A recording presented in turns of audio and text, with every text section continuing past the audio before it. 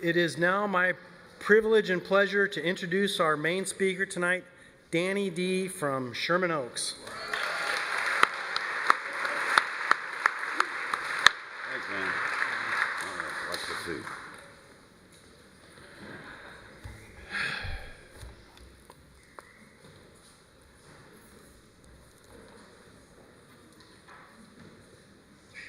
Hi, my name is Danny. I'm an alcoholic. Alcoholic. I loved alcohol. What does that mean, I'm an alcoholic? They're still filing in. I did a lot of painting in a room with the windows closed, so I'm easily distracted. You know what I mean? If I was in treatment up here and they brought me here in the druggy buggy here, I would know exactly how many little pipes there were up there. I wouldn't hear nothing going on up here, man. And I really, really want to hear that little, see that little teeny sucker? I think it would be nice if the timekeeper could ring that little thing right there. Some of the people still detoxing are waiting for it to ring right now. Look. Keep your eye on that. A little fun. Nothing wrong with a little fun. Happy birthday to the birthday celebrants. Where's Sarah at? Where are you at, Sarah? You still in the room? Are you back in the room? Sarah came, took the cake, and split? Not cool. She asked me if I was a limo driver. She did, outside. And then I said, no.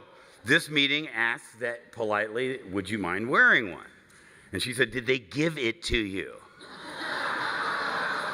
And I said, yes, I did. Yes, they gave it to me, and I have to give it back when I'm done. If you notice, if you're new, pay close attention. Every sixth speaker, they wear this suit.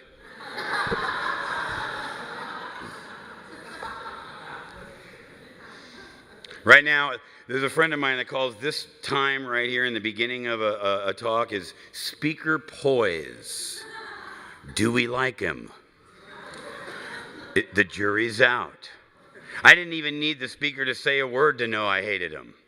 I could already decide that I hated you by what you were wearing. There's no way that guy can feel like I felt. He's got on a sweater vest. No one cool wears a sweater vest. Phil Collins had all that money and he wore sweater vests. You're probably thinking, what does this have to do with alcoholism? So I didn't start drinking until I was 12. And I had held out for as long as I could. My first drink was Boone's Farm strawberry wine. As my sponsor would say, no grapes involved. All right, and so me and a couple other children went out to this place called the Stumps. We had this, every school or it's got this place that you're told, don't, if you're a mom and you want your children to not go somewhere, don't tell them to not go there. Because when you tell us to don't do something, we know that that must be the cool place to go. So out we went, and somebody handed me this very large bottle of Boone's Farm strawberry wine, and I didn't give it back. I drank the whole thing. And I remembered it was strawberry because I remember what it tasted like coming back up. And I remembered while I was throwing up, I thought, if this doesn't kill me, I'm doing this again. Because even though I was throwing up, I did not feel uncomfortable. I wasn't scared. Throwing up was nowhere near as bad as walking around in the earth suit that I had been given. Because all I had ever wanted all my life was out. Hey, that was my friend that watched that movie with me, The Way, Way Back. That's right. You guys ever see that movie, The Way, Way Back? Right? When I was a kid, we had a station wagon. And in the very back of the station wagon, there's a chair, there's a place to sit. It's like right here. And it's facing that way. And it's perfect for us. You know what I mean? Most of us start out here in this room. We don't look for the spot up here. We look for the spot back there. We come in after the meeting has started. We leave before the meeting's over. I don't want to talk to you. It's not going to go well. I don't know how to chit-chat. How do you chit-chat without snorting the foul line at Dodger Stadium? How do you do that? Where's that Cubs guy that's talking crap about the Dodgers? Where are you? He left with Sarah. They came and took cakes and then they split.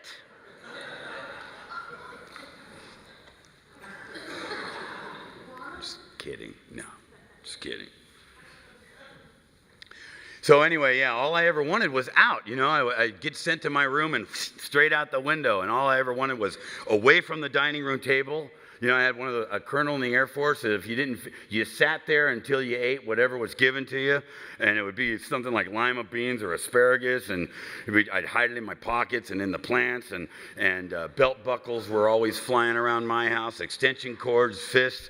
I was the middle child. I was the target. I was the scapegoat. Everything was my fault. It's my fault the family is doing so badly. It's my fault that we have to move away from the neighborhood. Everything is my fault. And the message that I was given was, you will never, ever be lovable. I was 12 years old when I remember a therapist or some kind of counselor, somebody with a lot of degrees and things on the wall with their name on it in Old English, telling me that I would never have the capacity to love or receive loved. And I told them, you're right. You're right.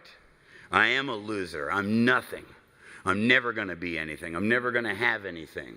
And my whole career I excelled at my drinking career. My entire drinking career, I knew as I was pulling my life down and setting it up in flames that I deserved it. I believed it. I believed this is what my life is supposed to be like. Don't believe it. Don't believe it. If I came to tell you one thing before I forget, you've walked in this room tonight and you don't have any hope, I'm telling you, you can do it. I'm telling you that it can be done. There are people sitting in this room that have overcome cancer, their mother dying, losing a child, facing all kinds of adversity without putting a drink or a drug into their body. Don't be fooled by how we might look right now. We clean up real good. But if you could see every one of us here on our last day loaded, trust me, you'd feel right at home. Trust me. Get to know some people here. You would be very surprised. Get to know one person here besides yourself. Oh, so anyway, I might jump around a little bit. That's just, how it is. God's in charge. When I got here, if you said the word God, I would stand up in the back of the room and tell you to shut up. Because I knew if there was a God, he didn't like me. Because I didn't have to look past my life to know that if there's some kind of power greater than me, it sure didn't like me. Because I blamed whatever that was for typical alcoholism, setting my life on fire and not wanting to take responsibility for it. Accountability. I think we should be AAA. Alcoholics Accountable Anonymous. Accountability. My side of the street. We hear these things, right, when we're new? How many people here are in treatment? Sharing a room with other people. Breathing other people's farts and smelling their feet. There you go. Let me tell you, one of the things you get to look forward to if you stick around and if you don't take a drink and you get a job, you get to have your own apartment and smell your own feet and your own farts. Which is something to look forward to. Small victories. That's gross. Yeah, so is throwing up on yourself. How many people here wet the bed when they were drinking? Come on. Man, there's more than that. What does it mean when we say, I'm an alcoholic? I remember I used to go and I didn't want to be kicked out, so I would say that. I didn't know what it meant. I'm an alcoholic. What does that mean? Because, when I got here, the very first time, I was only 22 years old, and I thought an alcoholic was a guy that, like a wino with a shopping cart or a brown paper bag and, was at the bus stop wearing everything he owned. That's an alcoholic. An alcoholic is somebody who has lost the ability to control their drinking. Alcohol changes my perception of reality. You ever see those normal people we go out with and they cannot finish their drink? It's ridiculous. This is the big book of Alcoholics Anonymous. It's the book that this society is named after. I am a firm believer that if I am not applying the principles and the thoughts and ideas that are in this book to my life, I am not a member of Alcoholics Anonymous. If I'm going to meetings and not working the steps, I'm just going to meetings. Now, if that's all you're doing, that's a lot better than probably what you had going on. And please don't stop doing that.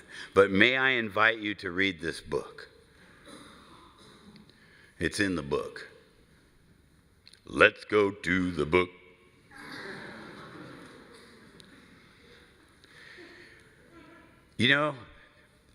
My favorite, whenever I pick up a big book, if I ask somebody, can I this is my friend Nasser's book. Is it okay if I open your book?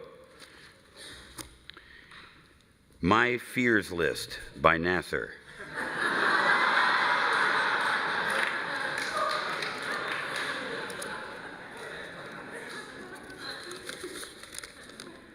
My Sex Inventory, page 9. No, I'm just kidding. Whenever I have somebody's big book in my hand, I always, just for the heck of it, I ask them if I can look at it, and I look at my favorite page in the big book. Now, that's something. Find a favorite page in the big book. If you find a favorite page in the big book, it means you're reading the big book. Awesome. Awesome. First of all, let me tell you, when you're new, it's great for insomnia. If you're kicking opiates and you haven't slept in a month, crack open the big book, put you right out, dude. Dude, it's awesome. But as we start clearing out of the fog, things were like, hey, that thing they said in the meeting? Holy crap, it's right here. It's right there. Page 132, I don't have to look it up. I just want to see if my friend Nasser has it underlined or highlighted. Page 132, right in the middle of the book, 17 lines down, 17 lines up, 2 words in, it says, anyone? Bueller. We absolutely insist on enjoying life. So, I'm sorry if you're miserable. I'm sorry. I understand completely if you're sitting here and you're hating life. When I first got here and they go, and my life is great today, and I hated this one. My name is Bill and I'm a grateful alcoholic. That's great for you, Bill. I hope your head explodes. And they'd all sing happy birthday. And how could you be so happy when I'm over here wondering, how am I going to live my life tonight without taking a drink? It's the only thing that used to work, and now it doesn't work anymore. It's turned on me. It's turned on me. It used to be my best friend. It loved me. It held me. It was the only one that understood. And now all it does is get me into nothing but problems and rips my life apart. How could you do that to me, alcohol? How could you do that? So I'm sorry if you feel like that, and I want you to know that being newly sober is not what sobriety feels like. Sobriety, it evens out after a while, like being new at anything. When you first start playing tennis, it's hard to return a serve. It's hard to even serve. But if you keep on doing it, it gets easier and it gets more comfortable and it gets more comfortable. And we keep doing Alcoholics Anonymous, it gets a little easier, it gets more comfortable. We fit in our skin. And we're able to do things like chit-chat, walk through a door that has greeters at it. Scary. Scary.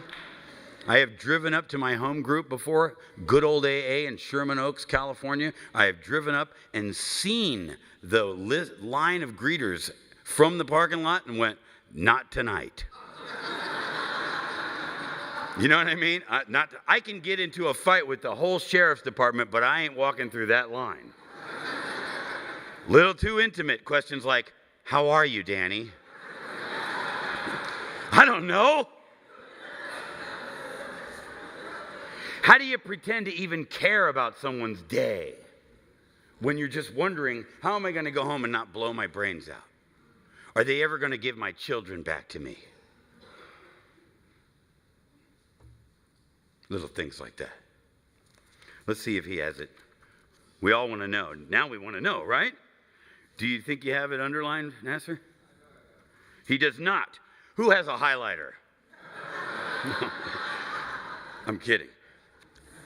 So my point about this is like maybe you're sitting back there, what's all this joking stuff? Because this, you get here and you think, really? AA, huh? This is it. A level of lame I didn't know existed. Happy birthday to you.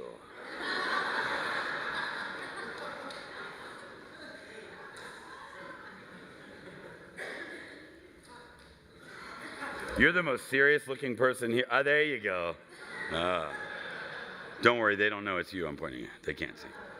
Maybe you're like, why is he up there having so much fun? Let me tell you why. We have been speaking to you of serious, sometimes tragic things. We've been dealing with alcohol in its worst aspect. But we aren't a glum lot. If newcomers could see no joy or fun in our existence, they wouldn't want it. We absolutely insist on enjoying life. We try not to indulge in cynicism over the state of the nations, nor do we carry the world's troubles on our shoulders.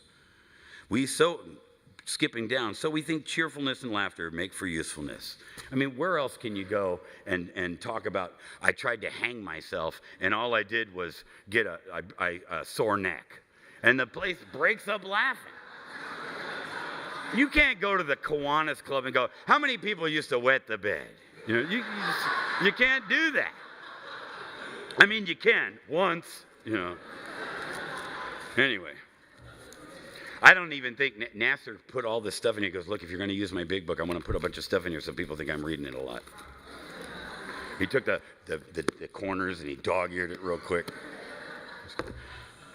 So what I'm saying is, hey, there are some serious things here. And then again, this is where life starts. There is life outside the bathroom.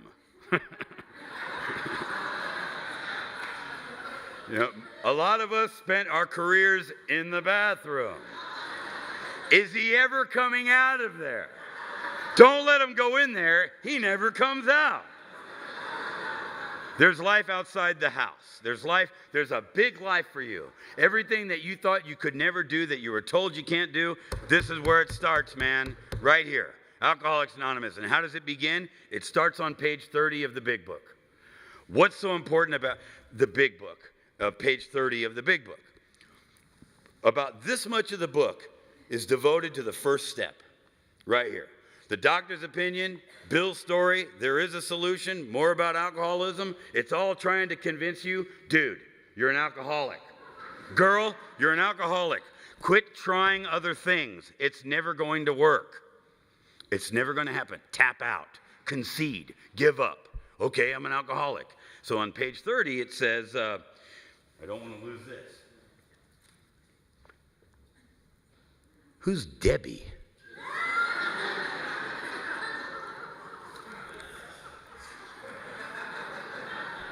Page 30, more about alcoholism. If somebody was going to I was never going to see him again and I had to rip a page out of my big book, I'd give him page 30 right there. And it's called More About Alcoholism. And right in the middle of that page, it says, we learned that we had to fully concede to our innermost self that we were alcoholic. This is the first step to recovery. It's the first time it ever mentions the first step, right? Unless I give up unless, look, I look in the mirror, right? I used to never be able to look in the mirror. I don't know about you. I hated the mirror. All I ever wanted to do was not be me. God, just let me wake up one moment and not be me. I hate being me. My life sucks. I screw up everything. I just don't want to be me. I've smashed many a mirror. So I started soaping up the mirror so I couldn't see myself. I'd open the medicine cabinet so I wouldn't have to look at myself. But when I 40 days sober, this sobriety, sat there and stared in the mirror, and I just looked at myself, and it got surreal.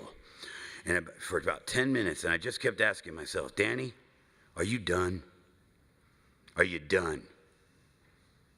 Because if I'm not done, all this is just a conversation. All these chips and cakes and all this stuff. But if I'm done, and I think I'm done, there it is. I give up. I give up, and the whole world opens up for me. And, down along that, Danielle, my best friend right there, my friend from my home group, one of the people that dared to talk to me when I was very unlovable. My home group, I know I skip around a little bit, just follow me. Do you guys have a participation meeting out here where you're not allowed to raise your hand, that you have to be called on? Do you guys got one of those? It's a great place to get a resentment. Immediately, the first thing my brain does with that is, oh, not in the clique, huh? Not in the clique. Hey, man, how you doing? Good to see you. Some familiar faces. You know what's so nice when you have a life? A life is a bunch of consecutive days that connect together, that make sense, and you get to recognize people. Instead of like, you're like, hey, what's up? And you don't have to wonder, ooh, how was it the last time I saw him? Hey, is your name Danny? Sorry. I don't know what you're about to say, but I just want to tell you I'm going to make amends for that. Whatever it's going to be. So my home group was this participation meeting, right? Where imagine if you took these two sections of pews and you faced each other. Dude, are you kidding me? All you're ever trying to do, you spent the whole meeting just averting your eyes, And then if you're a dude, let me explain something to you, girls. You guys have a whole different world than we do, okay? You walk into any store and everything, and the guy like, hey, what's up, right? If you're like broken down on the side of the freeway, a guy is going to pull up and help you, and he is going to want you to believe that if you were a guy, he still would have pulled over. Well, let me tell you something. If I break down the freeway, cars just keep going past me. The same guy that would have stopped for her and stopped for you. So you see a different world. So being a man, you don't want to connect. I'm speaking as this man. I grew up a very violent, macho man. I was taught, if you beat on something long enough, it'll agree with you or leave you alone. So I came here really needing to let go. I just came in with these two things, and I'd sit there in that meeting so uncomfortable, man, and try my best to try to not get up and leave the meeting and go run to the liquor store and drink a case of Coronas just so I can get back to zero. Trying to get to zero. And then a guy would, I'd lift up, because I'd spent years of my life just looking down at my shoes. I couldn't look you in the eye unless I was going to lie to you. Because if you don't look at somebody in the eye when you're lying to them, they'll think you might be lying to them. So you got to look them in the eye.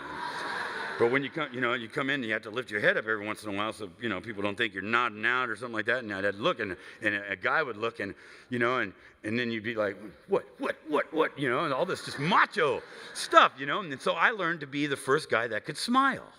I learned in that meeting all by myself how to be gentle, how to be a gentle man. And the guy would look at me, and I would be the first guy that go, hey, how's it going? Might not be a big deal to you. It was a big, big deal to me. So anyway, I was really upset and I was really pissed off at this meeting a lot. I just was uncomfortable, and I didn't know how to say, when you see a guy back there, right? When you see somebody over there like this, when the first thing they show you is their neck, this is what that means. I'm very scared, but I don't know how to ask you for help. That's what that means. Because the fact that they're in this meeting, or they came to the meeting, means they need help. This is just Tough guys aren't in AA. They're in prison and they're still out there doing it. This ain't for tough guys. Forget tough. Love. Love, gentleness, tenderness. It's the most powerful. Hey, I studied mixed martial arts for over 22 years. I boxed. I've done all that crazy stuff. I've known some tough guys. I've been in some facilities. I've been strapped down. I've been shot up against my will. Done all that. Fought the universe. Let me tell you, the most powerful force I've ever been introduced to was through this book and being introduced to a power greater than myself. That's love. That's floating and is the thread that connects each and every one of us in this room. Love. How do I get there? How do you get there? Alcoholics Anonymous doesn't teach me how to be spiritual. I came into the world that way. Anybody that's ever held a little baby in their hand knows that we came here perfect. But I adopted a self, an ego, fear. Alcoholics Anonymous gives me a system that teaches me how to surrender, trust God, how to clean house, be responsible and accountable for my side of the street, and know why it is what I'm doing, why I'm doing. See, and then it teaches me how to go be of service. Right? 3 sides of the triangle. Unity is the body. I bring it to a meeting. Recovery is of the mind. I got to work the 12 steps. Now that 11 steps says, having had a spiritual awakening as a result of these, the 12th step, as a result of these steps, now I got to go give it away. Like you said, I got to be a human link in the chain of recovery. I got to be connected. A link isn't a link if it's not hooked to something else. Then it's just the end. I don't want to be the end. I got to get in the middle. Right? So, I thought the light was completely out when I got here, right? A broken human being, it's never going to work for me. I accepted the fact that my life is zero and hadn't amounted to nothing, and I was never going to leave anything good behind me. And I was okay with that.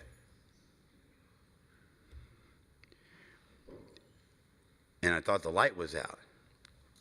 And somebody, my sponsor, reached into my heart, reached inside me and just gave me a little squeeze.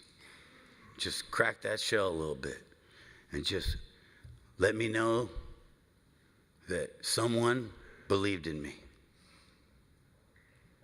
And I didn't believe in myself.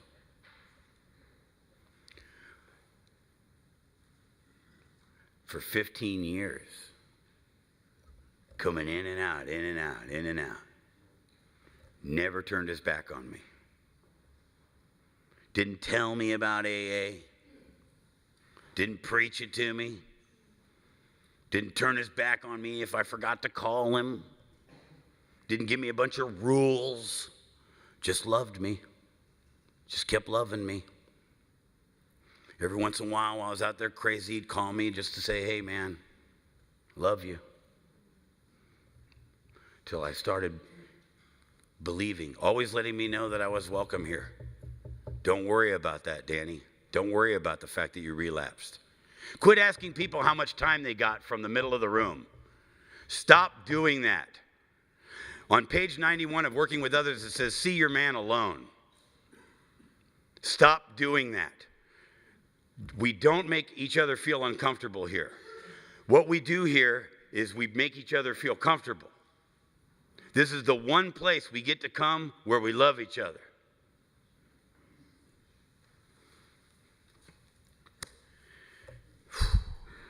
If I seem passionate about this, it's because I am. It saved my life. I'd be dead if it wasn't for Alcoholics Anonymous. I wouldn't be here if it wasn't for Earl H., if it wasn't for Donald Madden, if it wasn't for Norm Alpe, if it wasn't for Chuck C., if it wasn't for Bill W. I'd be dead. I'd be dead, or my brain would not be working anymore. I'd be lobotomized. I'd just be nothing.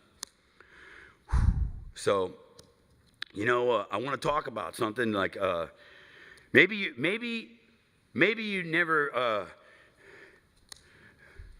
I know this is Alcoholics Anonymous, and there's this thing talked about here. It's called singleness of purpose. And to me, singleness of purpose is on this card right here. Right here. Sometimes when I talk, and I say, hey, I might make a reference to doing crystal meth for 30 days and peeking out your windows and thinking the DEA is outside. Hear the laughter? So did they. Or maybe I might talk about the Rastafarians and the Zanzibars and the people that, smoke PCP or just smoke grass and blah, blah, blah. And as my sponsor taught me, all of that is smokable alcohol, snortable alcohol, injectable alcohol. It's all anti-Danny medication. It's all it is, man. What I'm saying is, don't look for the things that are different from each other. Look for what we have in common. Our job. When I say our, I mean members of Alcoholics Anonymous. My job is to create unity, to connect you. Whoosh. Come on, man. You can do it. You belong here. You earned that seat. I care about you. I'd love to see you here next week.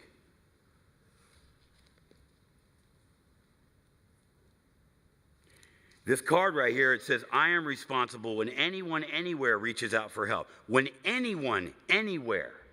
Now, I don't know about you, but anyone means anyone.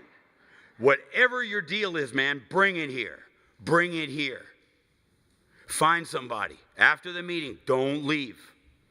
Find somebody and tell them what's going on with you. There's somebody here that went through what you went through, and they overcame it, and they have a beautiful life today. And there's somebody coming through the doors later on that's only going to be able to, I'm not saying anything different than anybody else has ever said. But for some reason, look, Earl was able to say things where for some reason, I was able to hear him. So I needed to hear him. And so you're here maybe in your first 30 days and you're in treatment, and a year from now you're going to be at a meeting and you're going to say something that only that person in the room is going to be able to hear. And that's how this thing works, right? We need each other. We need each other, That's my point. And I know I only have a few minutes because you guys love vaping so much. Vaping. So I want to tell you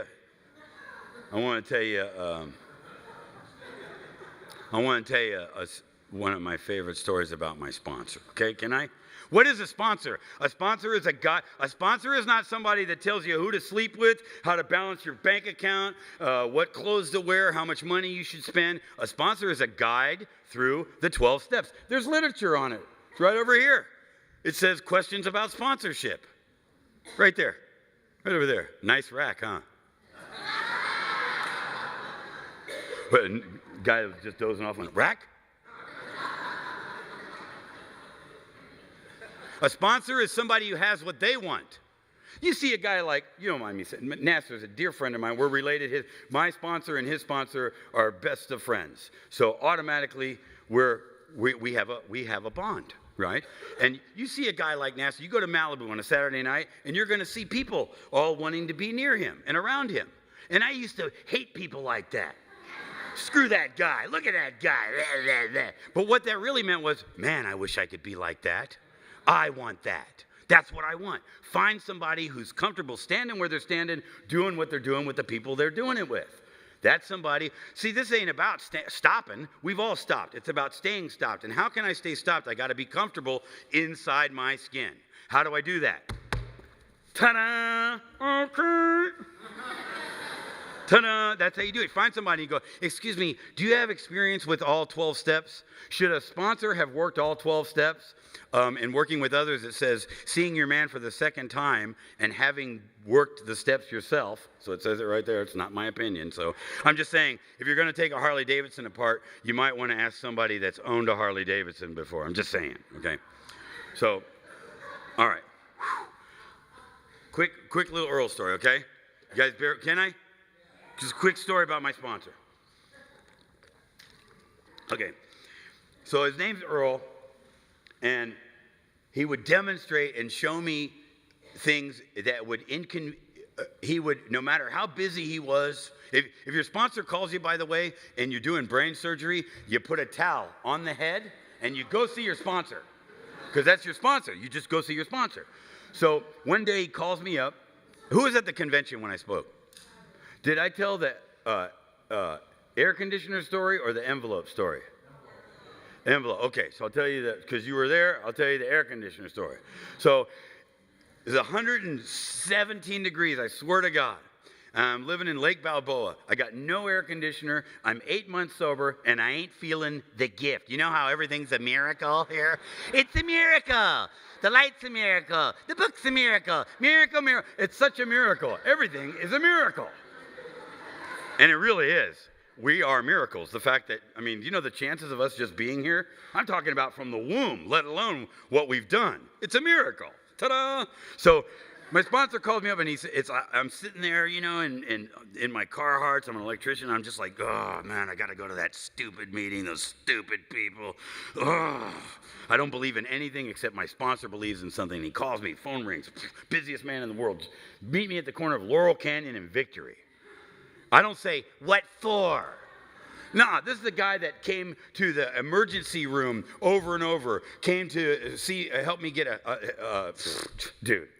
Stand in line at the county jail for 7 hours to see me for 6 minutes. Talk to me all night long while I'm in a psychosis on Christmas Eve with his wife sitting next to him wondering when he's going to get out the phone. And these stories go on and on and on. So when that man calls me and says, meet me at the corner, yes, sir. Like Forrest Gump when he found out his mama was sick. Jumped off the boat. Right?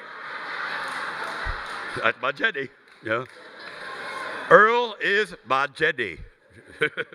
So I go to the corner of Laurel Canyon and Victory. There's a Sears. What does he want me to? Sears? But you know what? I've been beaten into a state of reasonableness. I've got the attitude of, okay, I'll do it, no matter what he says. If he had said, we're going to paint the side of this building yellow, I would have said, yes, sir, where do you want me to start? I swear. Because all I knew is I just didn't want what I had anymore. And he walked me. I go, come on, what are we doing here? He goes, come on, come with me. Right? So I go, I got the weight of the world on my shoulders. And he takes me to the air conditioner section. And I don't know about you, but like I got a big, huge like ego, but a tiny little self-esteem. And if you give me like a $2 present, I feel like I don't deserve it. And he's walking me to this section. I'm like, oh man, this is embarrassing. What are you doing? He goes, I can't have you uncomfortable. I love you. So he asks the guy, what's the most expensive air conditioner you have? And he said, that's not good enough. And he takes me to Home Depot, and he gets me this other one, right? And he says, I love you, Danny. Go put that in. And so I put it in my little Ford Ranger truck that's got whiskey wrinkles all over it, you know, and drive it over to my place, man. And I put it in, and I not really thinking about what I'm doing. Just thinking about, oh, good, it's going to be a little cooler putting it in. And turn it on, and as soon as I turn it on, it makes that noise. I started to cry. Because that noise and that air hitting me, it was so tangible. It was my sponsor love machine. It was something that it was something I could hold. It was something I could feel, that I could hear him saying to me. I could feel his arms hugging me, and I could remember every moment that he's ever not given up on me. And I could hear him saying, I can't have you uncomfortable because I love you. And I would drive home from the W hotels working on heading into the valley, and I would just think about my air conditioner, and I would light up, and I'd open the door, and that air would hit me, and I'd hear that noise. And just that noise, and still to this day, guess where that air conditioner is? In my window, on right now. And when I walk in, I have something that constantly reminds me, and there are many, many, many reminders that I have like that now. That I am loved, that I'm cared about, that I'm somebody, that I'm capable of not only being loved, but loving you. You know, so if you're new and you're ready to give up, don't do it, man. Don't do it. Just stick around. Tell somebody, dude, Beast is talking, ain't nothing good. Stick around. It's going to get easier. I promise you it will get easier. Thank you so much. I love you.